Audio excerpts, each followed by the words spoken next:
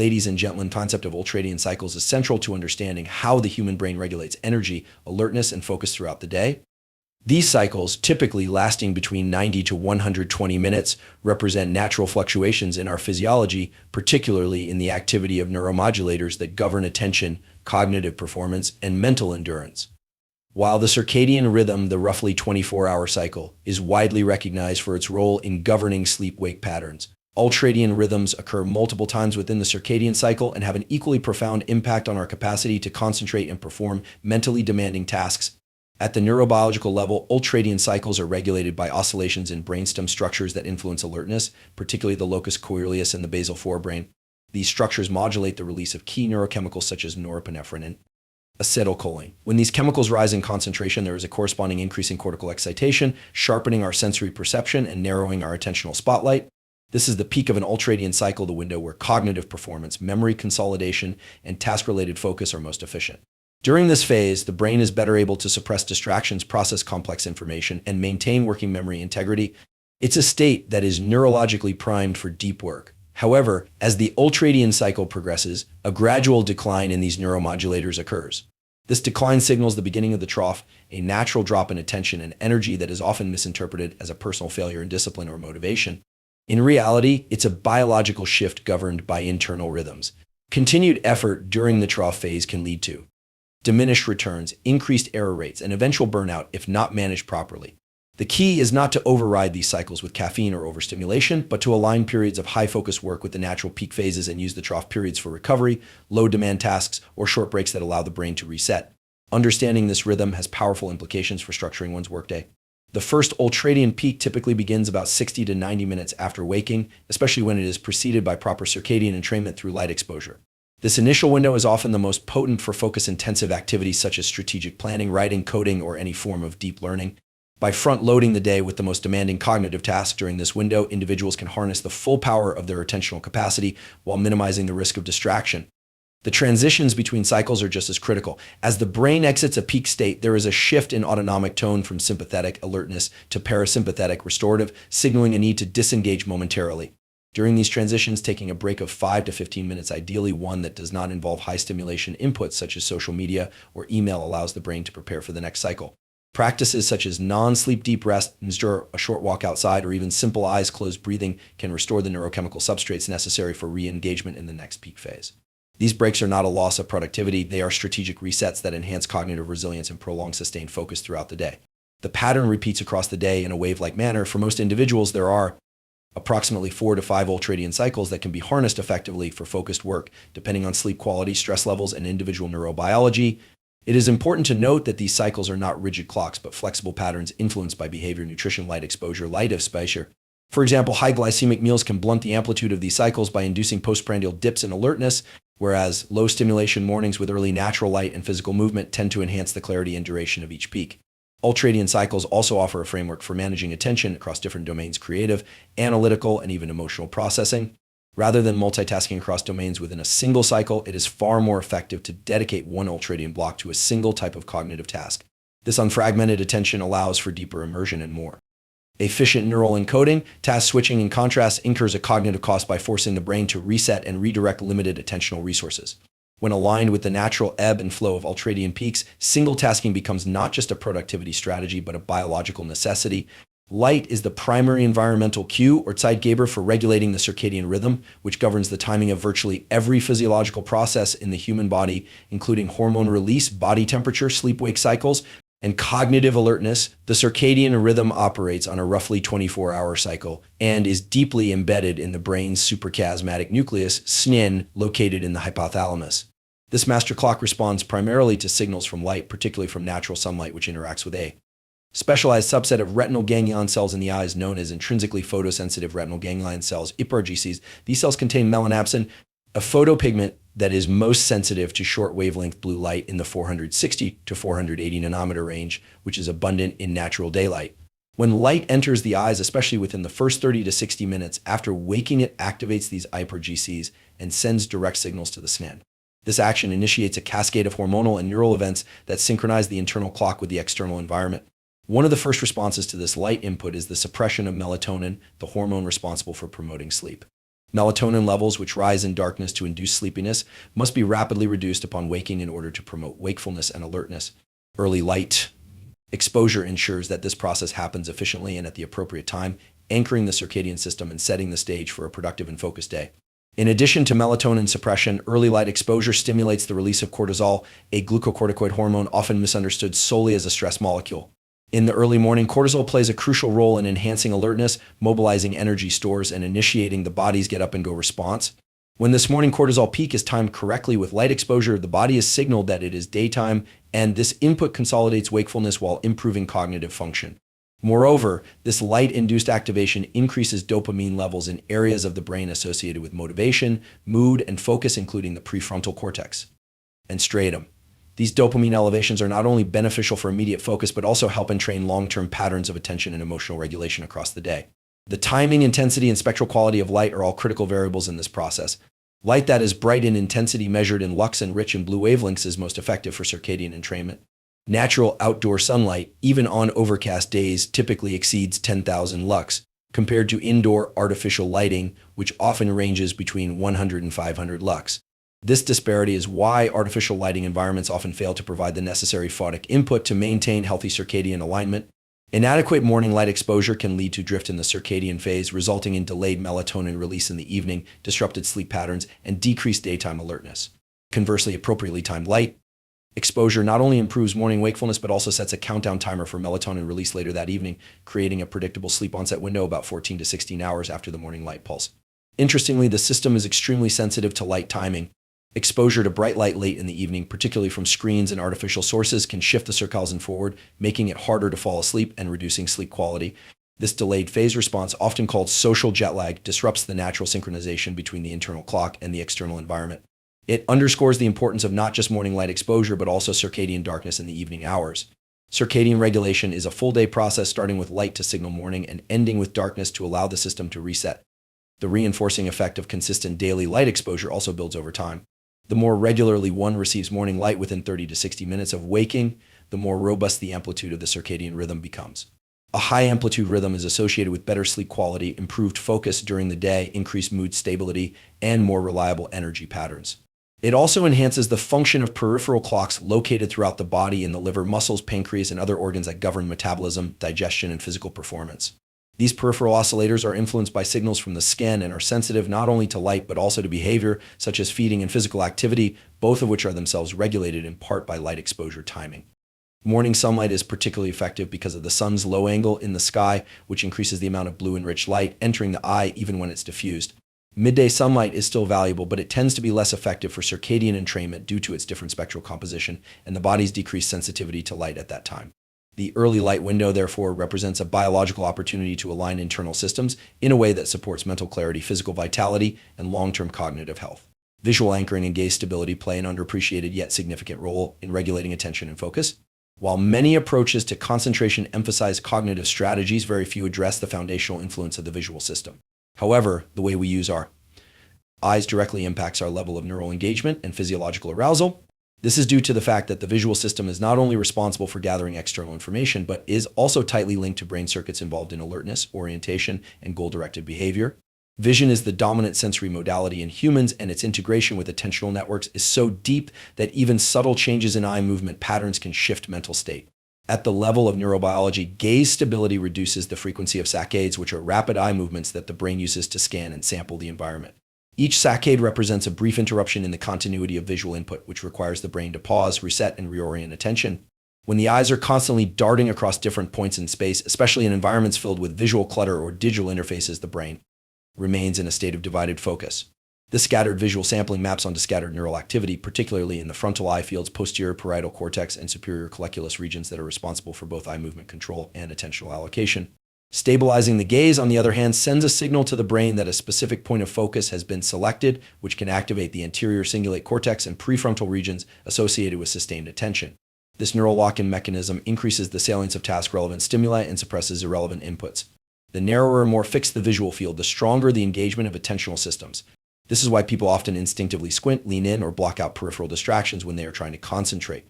These behaviors are not accidental. They are expressions of a deep biological coupling between where the eyes go and how the mind attends. There is also a physiological component to this process involving the autonomic nervous system. When the eyes are directed narrowly and the head remains relatively still, the body often enters a state of heightened sympathetic tone marked by increased pupil diameter, elevated heart rate, and greater readiness for action. This is the same state engaged during hunting, tracking, or solving complex problems where a specific outcome must be pursued with precision. Conversely, wide field or panoramic vision, such as when staring out at a horizon or in a relaxed, unfocused gaze, tends to activate the parasympathetic branch, leading to states of calm and defocused awareness. Understanding this duality allows one to intentionally modulate their internal state simply by controlling how they use their eyes. In practical terms, visual anchoring refers to the deliberate act of locking the eyes on a single point for a sustained period of time, typically during cognitively demanding tasks. This could mean focusing on text, a single object, a visual target on a screen, or even a fixed point in the room when engaging in abstract thinking. When paired with posture and breathing that support stillness, visual anchoring reduces the bandwidth of incoming sensory information and funnels neural resources toward internal processing. This reduction of external noise helps the brain maintain coherence across task-related neural networks, improving memory encoding, information processing, and problem-solving speed. Environmental factors also play a role in how effectively one can implement gaze stability. A workspace that minimizes visual clutter reduces background movement and limits unnecessary. Lighting variation allows the visual system to maintain focus with less effort. Digital environments are particularly prone to disrupting gaze stability due to pop-ups, notifications, and tab switching. Each shift in visual attention requires reorientation and reactivation of cortical attention maps, which over time leads to cognitive fatigue. By maintaining a clean visual workspace and limiting changes in the visual field, individuals can increase their attentional endurance significantly. Another technique related to visual anchoring is the use of a central visual cue, a single object or visual marker kept in one's line of sight that acts as an anchor for visual attention. Athletes, for example, often fixate on specific points to stabilize their mental focus under pressure. Musicians, surgeons, and other professionals engaged in high-precision tasks frequently rely on controlled gaze and fixed points to maintain both calm and clarity. In cognitive work, the same principle can be applied by minimizing eye movement while working through abstract problems or reading. The act of stilling the eyes creates a feedback loop that stabilizes the mind. The link between visual stability and cognitive clarity is rooted in evolutionary demands. In survival scenarios, narrow fixed vision was essential for tracking prey or identifying threats. That system still operates within modern tasks, even though the context has changed from hunting to working on a computer or solving intellectual challenges. The tools may be different, but the underlying neural mechanisms remain the same. Therefore, mastering gaze control is not a passive phenomenon. It is an active intervention for enhancing attention and mental performance at the most fundamental embodied level. Dopamine plays a fundamental role in driving focus, motivation, and goal-directed behavior. It is often mistakenly associated purely with pleasure, but the true power of dopamine lies in its function as a molecule of anticipation and pursuit. At the neurobiological level, dopamine acts as a neuromodulator that shapes the likelihood of neural circuits becoming active in response to certain cues or tasks. It adjusts the sensitivity of various brain regions to incoming stimuli, particularly those linked to reward, attention, and executive function. This makes dopamine a central player in determining not just what we focus on, but how long and how intensely we can maintain that focus. The major pathways that carry dopamine through the brain originate in the midbrain, specifically the ventral tegmental area, vita, and substantia nigra. From there, dopamine neurons project into regions such as the prefrontal cortex, striatum, and nucleus accumbens. These areas are critical for decision-making, working memory, planning, and motivation. In the context of focus, dopamine activity in the prefrontal cortex is especially important. It regulates top-down control of attention, allowing individuals to suppress distractions and maintain sustained concentration on a specific task. When dopamine levels are optimal in this region, cognitive flexibility, attention span, and problem-solving abilities are all enhanced. Dopamine is released not just when a reward is received, but more importantly in response to cues that predict a reward. This predictive signaling is what allows dopamine to drive behavior over time, enabling sustained focus on a goal even in the absence of immediate gratification. For example, the act of setting a clear goal, finishing a report, learning a new skill, or solving a complex problem can trigger a dopamine response if the brain perceives that progress toward that goal is being made. The mere act of progressing through a challenge, even without a tangible reward, sustains dopamine signaling through a mechanism known as reward prediction error. If outcomes are better than expected, dopamine levels rise. If worse, they drop. This continuous feedback loop helps reinforce behavior and maintain engagement. Focus, particularly over long time scales, requires that dopamine be managed efficiently. Too little dopamine in the prefrontal cortex leads to apathy, distractibility, and reduced cognitive endurance. Too much dopamine, on the other hand, can result in excessive goal pursuit, impulsivity, or obsession with task completion at the expense of quality. Therefore, the key to optimizing focus lies in establishing a sustainable balance that encourages engagement without causing overstimulation or burnout. This balance is influenced by several behavioral and physiological factors, including sleep quality, stress levels, exercise, and dietary intake of dopamine precursors like L-tyrosine. Volitional control over dopamine release is possible through behaviors that generate anticipation and reward. For instance, breaking a larger task into smaller, well-defined milestones allows for frequent progress signals that keep dopamine levels elevated. Each completion of a subtask creates a mini reward cycle, triggering a brief dopamine release that reinforces the effort and encourages continued focus. This structured pursuit of progress leverages the brain's natural motivational systems and prevents the common dopamine drop-off that occurs when goals are too distant or ambiguous. Novelty also plays a role in dopamine-driven focus. The brain is wired to respond to new and unexpected stimuli with increased dopaminergic activity. This trait was adaptive in evolutionary environments where novelty often signaled opportunity or threat. In modern cognitive work, introducing controlled novelty, such as changing the format of study materials, working in a new location, or alternating between related tasks, can refresh dopamine circuits and re-engage attention. However, overuse of novelty can become counterproductive, leading to dependence on constant change and an inability to tolerate monotony. The goal is to strike a balance between familiarity and challenge, keeping the dopamine system active without overwhelming it. Emotional state and mindset also interact with dopamine pathways. A sense of purpose, personal relevance, or internal motivation enhances dopamine's effectiveness as a focus driver. When a task is aligned with one's values or long-term aspirations, the dopaminergic system becomes more responsive to progress and engagement. This is partly due to interactions between the limbic system, which governs emotion, and the prefrontal cortex, which manages executive control. Positive effect, even subtle, primes the brain to view tasks as meaningful, thereby increasing the dopaminergic tone that supports focus. Conversely, stress and fatigue are major inhibitors of dopamine function. Chronic stress elevates cortisol, which can interfere with dopamine receptor sensitivity and availability, leading to decreased motivation and impaired attention. Sleep deprivation similarly reduces dopamine receptor density and disrupts the ability of the brain to engage in goal-directed behavior. Therefore, baseline dopamine health is not just a matter of willpower or supplementation, it is deeply affected by lifestyle factors that influence the overall neurochemical environment. Optimizing sleep, managing stress through deliberate practices, and supporting neurochemical replenishment through rest and nutrition are all essential to maintaining the dopamine-based drive that underlies sustained focus. Cognitive load refers to the amount of mental effort being used in the working memory at any given time. It is not a static or fixed capacity, rather it fluctuates depending on numerous variables such as task complexity, emotional state, environmental conditions, and the individual's familiarity with the material or situation. The brain, and specifically the prefrontal cortex, has a limited bandwidth for processing, holding, and manipulating information. Understanding how to manage cognitive load is essential for sustaining focus, improving learning outcomes, and avoiding mental fatigue and burnout. Working memory is the central system implicated in cognitive load. It is responsible for temporarily storing and processing information required for reasoning, comprehension, and decision-making. However, its storage is finite. Research suggests that most individuals can only hold about 4 to 7 items in working memory at once. When the cognitive load exceeds this capacity, performance begins to deteriorate. This deterioration may manifest as reduced accuracy, longer response times, or an inability to maintain attention. One of the primary goals in focus optimization is not merely to push more information into working memory, but to structure information and task engagement in ways that respect the brain's natural limitations.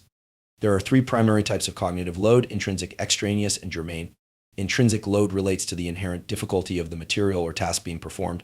This is determined by how many interacting elements must be processed simultaneously and how familiar or novel those elements are to the individual. Extraneous load refers to unnecessary or distracting information that does not support the task and often arises from poor instructional design, environmental distractions, or multitasking. Germane load involves the mental effort dedicated to forming new connections and integrating knowledge into long-term memory. Effective focus requires maximizing germane load while minimizing extraneous load and managing intrinsic load through task breakdown and sequencing. Task switching is one of the most significant contributors to extraneous cognitive load. Although modern work environments often promote multitasking, the brain is not optimized for rapidly shifting between dissimilar tasks. Each switch requires a cognitive reset of disengagement from one neural network and the activation of another. This switching carries a time cost, often referred to as the switch cost, and also fragments working memory, making it harder to maintain continuity. Over time, repeated task switching increases cognitive fatigue and reduces performance on both tasks. Therefore, deep work strategies that prioritize single tasking and uninterrupted time blocks are not just productivity tools, they are mechanisms for managing and preserving cognitive resources. The structuring of information also plays a critical role in load management. Chunking is one of the most effective strategies for expanding working memory capacity. By grouping individual elements into higher order patterns or categories, the brain can hold more information at once. For example, remembering a sequence of numbers is easier when those numbers are grouped into familiar formats such as dates or phone numbers. Chunking occurs more efficiently when information is presented in a well-organized, visually clean, and semantically meaningful format. Tools like mind maps, outlines, and spatial organization techniques can support this process by reducing the mental friction required to retrieve and manipulate relevant data. Mental schemas frameworks developed through experience and learning also reduce intrinsic load by making complex tasks feel simpler. A novice in a field must process each detail consciously using a large share of cognitive resources. An expert, by contrast, relies on well-formed schemas that allow for rapid recognition and processing with minimal effort. This is why skill acquisition reduces perceived cognitive load over time. The development of expertise essentially shifts cognitive tasks from the effortful domain of working memory into the more efficient domain of long-term memory. This process can be accelerated through deliberate practice, feedback loops, and progressively increasing task difficulty. Environmental design further supports cognitive load management. A workspace that minimizes distractions, provides clear visual hierarchies, and reduces the need for constant visual scanning helps lower extraneous load.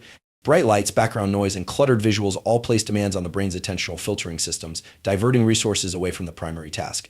Attention is an energy-expensive function. When the environment is disorganized, the brain must work harder to prioritize stimuli, leaving less capacity available for task-relevant thinking. Managing visual and auditory input is thus not merely a matter of preference, it is a fundamental part of cognitive energy conservation.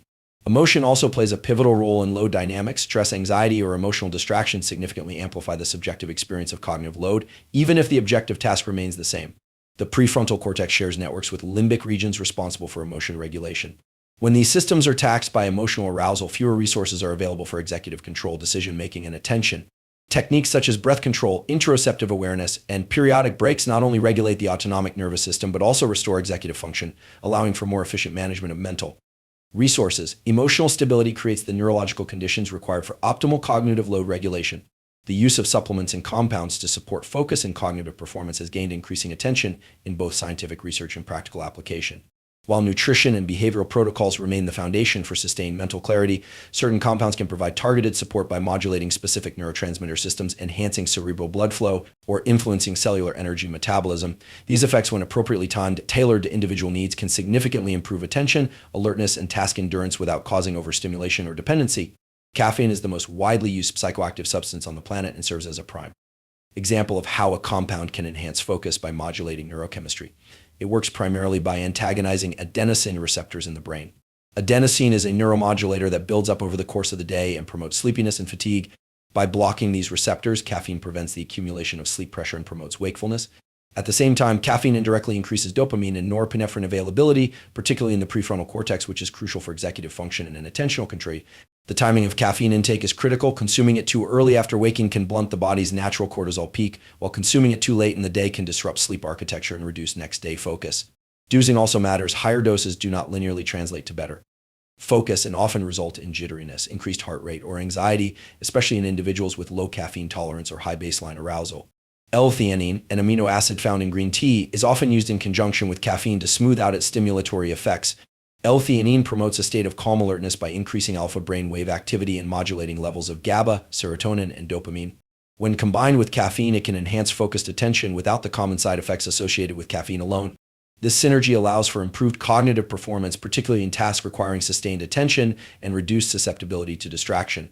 The combined effects typically manifest as increased mental clarity, reduced reaction time, and enhanced working memory capacity, especially under conditions of cognitive stress.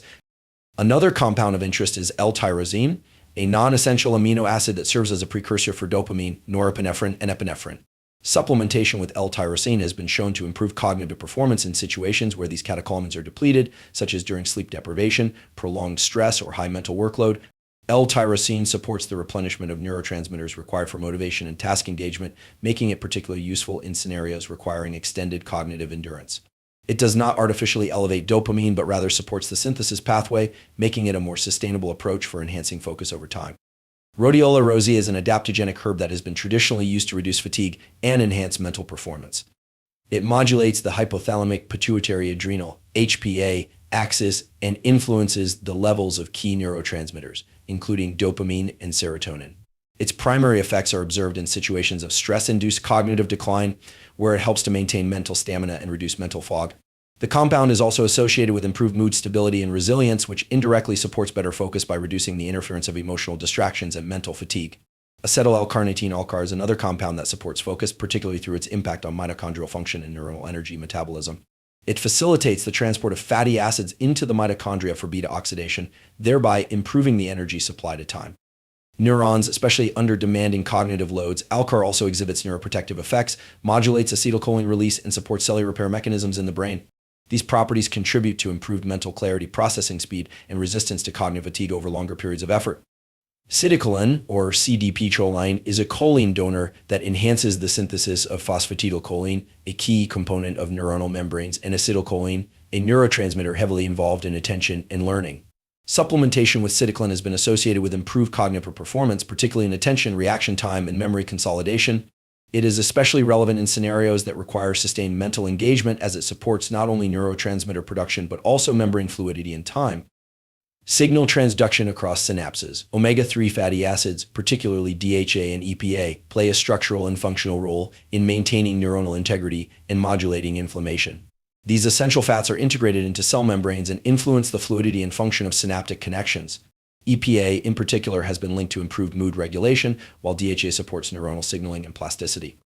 Deficiencies in omega-3s are associated with reduced cognitive performance, impulsivity, and decreased attention span. Regular supplementation supports long-term brain health and creates a more favorable neurochemical environment for focus and learning. Creatine, commonly associated with physical performance, also exerts beneficial effects on the brain. It serves as a phosphate donor in the ATP producer energy system and buffers cellular energy time. Supply in high-demand tissues like muscle and brain. In the cognitive context, creatine supplementation can enhance working memory and information processing speed, particularly during periods of sleep restriction or intense cognitive workload. This effect is likely due to improved ATP availability and energy efficiency within neurons. Each of these compounds works through distinct but sometimes overlapping pathways, targeting neurotransmitter synthesis, receptor modulation, cellular energy, or neural resilience. When used appropriately and supported by foundational behaviors such as quality sleep, hydration, movement, and light exposure, they can serve as valuable tools in a focus optimization protocol. The key lies in understanding individual neurochemistry, matching time compounds to the type of cognitive demand, and cycling or periodizing usage to avoid tolerance or diminishing returns.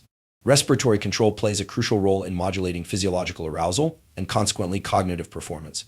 The connection between breathing patterns and the autonomic nervous system is profound, as the act of breathing can either activate or calm various systems that govern our bodily responses to stress, attention, and focus.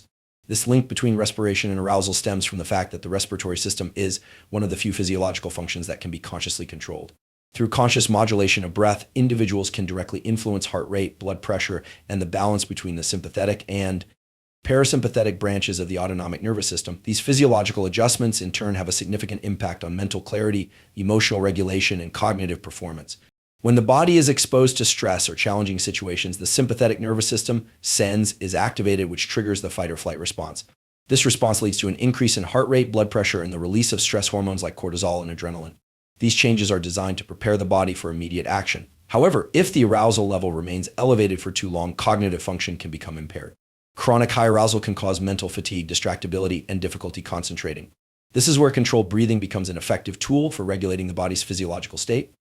One of the primary ways in which breathing influences arousal is through its effect on the vagus nerve, which is a major component of the parasympathetic nervous system, PNS. The vagus nerve has the power to counteract the sympathetic nervous system's stress response by slowing the heart rate and promoting relaxation. Slow, deep diaphragmatic breathing, particularly with an emphasis on extended exhalations, activates the vagus nerve and promotes a state of calmness. This activation results in lower cortisol levels and a decrease in sympathetic nervous activity, creating the conditions necessary for focus and clear thinking.